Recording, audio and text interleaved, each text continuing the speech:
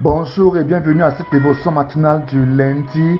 Soyez bénis, abondamment bénis pendant que vous recevez, écoutez et partagez ces voix, que la puissance du Saint-Esprit continue à vous remplir, à vous inonder, à élargir votre compréhension, votre connaissance, votre entendement au nom de Jésus-Christ de Nazareth. Seigneur, merci pour la grâce que tu m'accordes d'apporter une fois de plus la parole de Dieu à tes enfants au nom de Jésus. Mon nom c'est Bled Betchem au nom de Jésus. Nous parlons ce matin de notre guérison en Jésus-Christ. Souvenez-vous, dans la parole de Dieu, lorsque Jésus-Christ était à Gethsemane et qu'il priait, c'est très important parce qu'avant d'aller à la croix, il est parti prier pour avoir la force, pour avoir, n'est-ce pas, la capacité, n'est-ce pas, d'affronter ce qui était devant lui. Parce qu'il devait, n'est-ce pas, boire la coupe, une coupe que le Père lui tendait. En effet, de quelle coupe s'agissait-il? De quelle coupe s'agissait-il réellement? Il s'agissait de la coupe de la colère de Dieu. Lorsqu'il se tient devant Dieu, il va prier avec ses disciples. Il demande à ses disciples de rester ici et de prier, de veiller et de prier, car la chair est faible, mais l'esprit est disposé. Cela nous montre que lorsque nous prions, la chair va nous empêcher de prier. Notre corps, notre âme nous empêchera de prier par le sommeil, la fatigue, la distraction, n'est-ce pas? Mais nous devons continuer à prier sans se fatiguer. Alors il s'en va pour prier et il dit: Père, s'il te plaît, éloigne de moi cette coupe. De quelle coupe s'agissait-il? Il s'agissait de la coupe de la colère de Dieu, de la coupe, n'est-ce pas, du jugement que Dieu avait réservé pour le monde entier. Amen. Et c'est cette coupe-là que Jésus-Christ est venu boire. Cette coupe amère. Parce que si véritablement cette coupe était une bonne coupe, il n'aurait pas fait cette prière. Il n'aurait pas fait cette prière que le Père éloigne de lui la coupe de colère, la coupe du jugement. Voilà pourquoi ce matin, j'aimerais vous parler de la coupe de Dieu, la coupe que Dieu a bu, que Jésus-Christ a bu pour toi, la coupe qui t'était réservée. Lorsque je voudrais expliquer ce que c'est que la coupe là, vous vous rappelez lorsque Sodome et Gomorrhe, leur péché avait atteint le comble, Dieu vint déverser sur eux la coupe de colère, et cette coupe se manifesta par du feu qui consuma Sodome et Gomorrhe. Même chose dans le texte de Exode, lorsque Dieu déversa sa coupe de colère sur Pharaon, sur l'Égypte, afin de libérer l'Égypte antique, je ne parle pas de l'Égypte actuelle, afin de libérer le peuple d'Israël de l'oppression égyptienne antique. Il déversa sur lui la coupe de la colère. Plusieurs connaissent ce texte.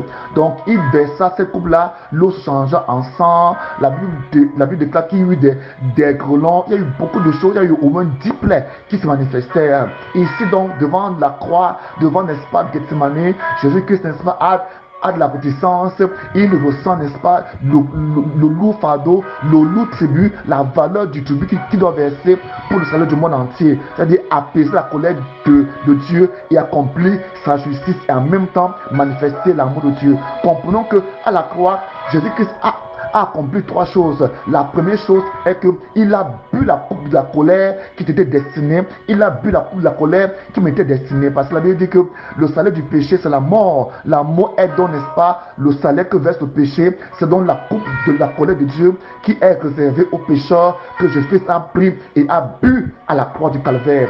Deuxième chose, il a accompli la justice de Dieu. Parce que lorsqu'il a péché, il faut un prix à payer pour, n'est-ce pas, apaiser la colère de Dieu. Vous vous souvenez, dans l'Ancien Testament, lorsque le peuple d'Israël péchait, il y avait toujours un jugement qui s'en suivait. Parfois, c'était 7 ans d'oppression, 40 ans, 400 ans d'esclavage, 70 ans de captivité, de maladies à gauche et à droite. Alors Jésus-Christ est venu prendre ça pour toi, pour que tu ne vives pas ces choses, pour que tu ne vives pas ces choses-là. Voilà pourquoi il a bu cette colère-là, il a bu la coupe de la colère de Dieu, afin qu'aujourd'hui tu sois en vie, afin qu'aujourd'hui tu sois sauvé, afin qu'aujourd'hui tu sois en paix, afin qu'aujourd'hui tu sois guéri. Voilà pourquoi il va à la croix. Maintenant, la troisième chose que Jésus-Christ fit à la croix, c'est qu'il relâcha un grand salut. L'amour de Dieu se manifesta au travers de Christ dans ta vie, l'amour du Père, parce qu'il fut l'agneau de Dieu qui fut expié, qui fut sacrifié, qui fut brisé pour que tu sois sauvé. Son sang fut, n'est-ce pas, versé pour que tu sois sauvé, pour que tu sois guéri. En ce matin, tu peux recevoir ce salut. Tu peux recevoir ce salut parce que Dieu n'est plus en colère contre toi qui accepte Christ, qui accepte Jésus-Christ. Beaucoup de personnes ne savent pas. Ça, c'est la bonne nouvelle. La bonne nouvelle, c'est quoi? C'est que Dieu qui était en colère contre vous, Dieu, n'est-ce pas, qui avait réservé la coupe de colère contre vous, cette coupe-là a été bu par Jésus. Dieu n'est plus en colère contre vous qui acceptez ce sacrifice. Dieu n'est plus en colère contre vous qui acceptez Jésus-Christ. Vous obtenez grâce. Voilà pourquoi quiconque refuse Jésus, la colère de Dieu demeure encore sur lui, parce qu'il a refusé le sacrifice de l'unique Fils de Dieu. Amen. Alors ce matin, il faut comprendre que le salut en Christ n'est pas obligatoire. Tu n'es pas obligé de l'accepter. Quand tu refuses ce salut, tu demeures dans la colère de Dieu. Tu déclenches encore une autre colère de Dieu. Voilà pourquoi le monde entier subit des affres, subit, n'est-ce pas, des problèmes, des cataclysmes, des séismes, des guerres, parce qu'ils rejettent Christ, parce qu'ils rejettent le sacrifice unique et définitif de Jésus. Voilà pourquoi la colère de Dieu donc se manifeste dans leur vie et dans ce monde. Toi qui acceptes Jésus-Christ, tu vas fuir cette colère. N'oubliez pas dans Matthieu chapitre 3, lorsque les Juifs venaient se faire baptiser par Jean-Baptiste, Jean-Baptiste leur dit: qui vous a appris à fuir la colère de Dieu? Jean-Baptiste leur dit: qui vous a appris à fuir la colère de Dieu? Donc, ils fuyaient la colère de Dieu parce qu'ils savaient qu'elle était en train de venir. Voilà l'évangile qui doit être prêché aujourd'hui. Jésus-Christ est ce moyen que Dieu a préparé, a proposé à l'homme de s'échapper de son jugement. Soyez bénis ce matin au nom puissant de Jésus-Christ de Nazareth. Je vais lire dans 1 Timothée chapitre 4 verset 1 à 6 qui dit: cependant, l'Esprit déclare clairement que dans les derniers temps, plusieurs se détourneront de la foi parce qu'ils s'attacheront à des esprits trompeurs et à des enseignements inspirés par les démons. Ils seront séduits par l'hypocrisie des prédicateurs de mensonges dont la conscience est comme marquée au fer rouge. Ces gens-là interdiront le mariage, exigeront que l'on s'abstienne de certains éléments alors que Dieu a créé toutes choses pour que les croyants, ceux qui connaissent la vérité, en jouissent avec reconnaissance. En effet, tout ce que Dieu a créé est bon, rien n'est à rejeter, pourvu que l'on remercie Dieu en le prenant. Car tout ce que Dieu a créé est saint lorsqu'on l'utilise conformément à sa parole et avec prière. Expose cela aux frères et tu seras un bon serviteur de Jésus-Christ. Nourris des paroles de la foi et du bon enseignement que tu as fidèlement reçu. Mais rejette les récits absurdes et contraires à la foi. J'ai lu ce texte pour faire comprendre qu'il y a beaucoup d'évangiles qui n'est-ce pas, fusent dans les réseaux sociaux et dans notre assemblée, qui nous éloignent de Christ. Or, voilà l'évangile que vous devez recevoir. Aujourd'hui, acceptez Jésus-Christ. Aujourd'hui, rejetez les enseignements de démons, les enseignements qui vous séparent de Christ.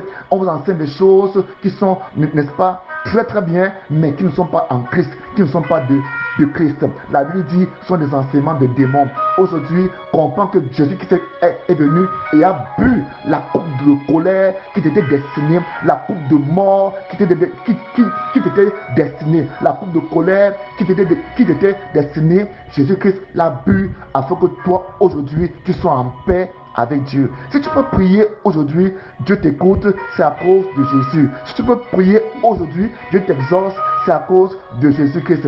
Jésus-Christ est venu pour te faire, n'est-ce pas, devenir ami de Dieu, pour te permettre de devenir ami de Dieu, car tu as été trouvé grâce, tu as trouvé grâce aux yeux de Dieu. Alors ce matin, sois béni au nom de Jésus, sois béni au nom de Jésus. Détourne-toi des mauvais enseignements, détourne-toi des mauvais enseignements. Voici la parole de Dieu qui a préparé, qui a prophétisé que dans les derniers jours, il y aura de mauvais enseignements, de mauvais enseignants, de mauvaises doctrines, de mauvaises religions qui ne voudront pas enseigner le véritable message de Dieu de Christ, le message qui libère, le message qui apporte la vie, le message qui apporte la paix. Ils enseigneront des choses qui, n'est-ce pas, amèneront les hommes à se tourner vers d'autres personnes que Christ. Ils seront séduits par l'hypocrisie des prédicateurs de mensonges dont la conscience est marquée au fer rouge. C'est ce que la parole déclare. Amen. Alors ce matin, reçois la sagesse, reçois, n'est-ce pas, le discernement de ne pas suivre ces personnes, mais reçois, n'est-ce pas, la sagesse pour croire en Jésus et être sauvé. Sois béni ce matin, que cette journée de lundi soit bénie dans ta vie. J'ai béni ton jour, j'ai béni tes activités, j'ai béni tes affaires, j'ai béni tout ce que tu feras de bien en cette journée. Que sa grâce et sa sécurité soient sur toi au nom de Jésus-Christ de Nazareth. Amen. Mon contact est le 00 237 695 66 15 25. Soyez bénis au nom puissant de Jésus-Christ. Amen.